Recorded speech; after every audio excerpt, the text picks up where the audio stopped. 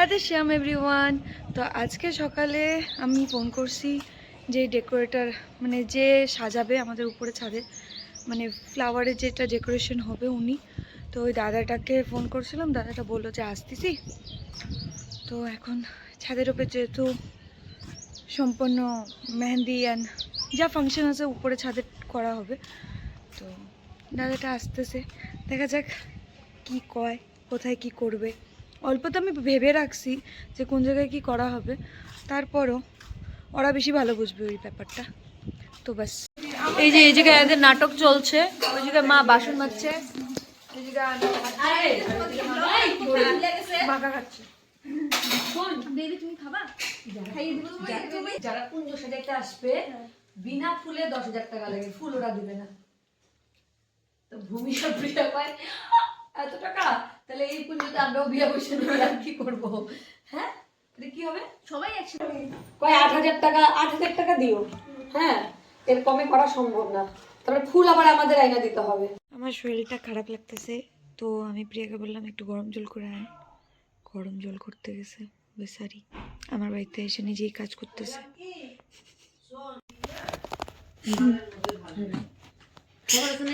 পান্না শেষ হয় না, দুইজনে লাগাইছে কি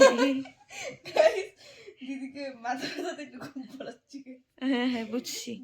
আমি এখন বানাইতে চাইতেছি কফি, মানে আমার শরীরটা যে ভালো না, তারপরেও আমাকে উঠাইতেছে বিছনা থেকে। ওই খাবি? তুই তো খাবি, তোকে আর কি জিজ্ঞাসা করবো। তুই কফি? না না কফি বানি। 2 মিনিটে শেষ হয়ে গেছে, ঠিক আছে। আর আজকে বলতেছে আজকে আবার তোর কফিটা ভালো হয়েছে বানানো, মানে আমার বলে নাইলে ওর ফেনা ফেনা লাগে। দুধ দিয়ে যে ডিজাইন করে দেয় ওইটা উপরে ওই প্রিয়া দেব ফেনা কফিটার নাম কি গো, উপরে যে ফেনা হয় ক্যাপুচিনো। এগুলা কুর্তা বানানোর কাপড় চলে আসছে। মা চাঁদা উঠাইলাম, মার কাকি গেছিল কিসের চাঁদা? চাঁদা উঠাইছি। ও মা কিসের চাঁদা? শপিং করব তো সেই জন্য। তোর মা তো স্ট্যাটাস লাগাই দিয়েছে ফর মাই চাপের কিছু গাইস, হ্যাঁ শপিং করব এই জন্যই। কেমন হচ্ছে কালার তিনটা? বনিতা ওহো এক্সিলেন্ট না? এই কালারটা ভালো লাগছে। না না কোনো দাগ লাগাইও না বাবা, সো নাইস। মামাম হ্যাঁ কোনটা তোমার? একটা না পরি হলো প্রিয়া নাচ।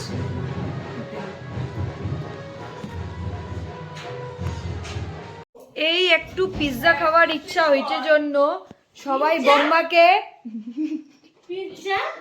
বম্মাকে সবাই মানাইতেছে যে একটু চলো খাওয়ায় নিয়ে আসো, খাওয়ায় নিয়ে আসো। নাই করে 1 ঘন্টা ধরে তেলানো হইতেছে, তারপরে যারা রেডি টেডি হইলো উঠলো। বম্মা বলছে সবার পার পার্সন 10 টাকা, 30 থেকে 35 টাকা বাজেট হবে, কোনো না চলো তো। মানে আমরা তো যাইয়া খাইতে পারি, পয়সা দেওয়ারটা তো লাগবে না তো। আর ওই দিক থেকে আমার মা, মানে মা বেরোইছে তো অল্প কাজের জন্য, মা ওখান থেকে অ্যাড হবে। তুই কিভাবে কইতে পারলি আমার মার কথাটা?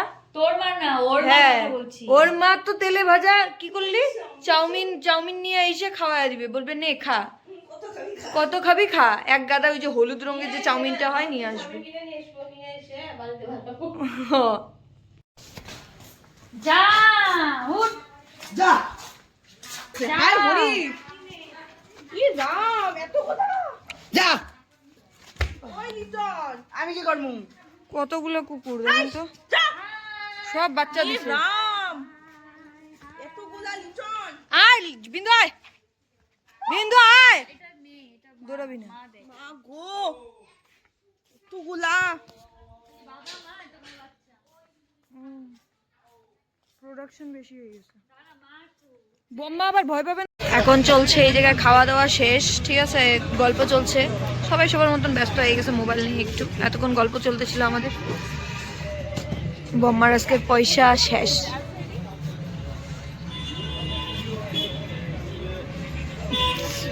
তো আমরা চলে আসছি বাড়ি এখন, ঠিক আছে। আর ও একটু খেপে গেছিল, ও বলতেছিল যে ও যাবে, কিন্তু ও টিউশনে গেছিল, তো আমরা ওকে ছেড়েই চলে গেছি। এখন ও এসেছে, ওর জন্য খাবার নিয়ে আসা হয়েছে। তুই কিছু বলতেছিস?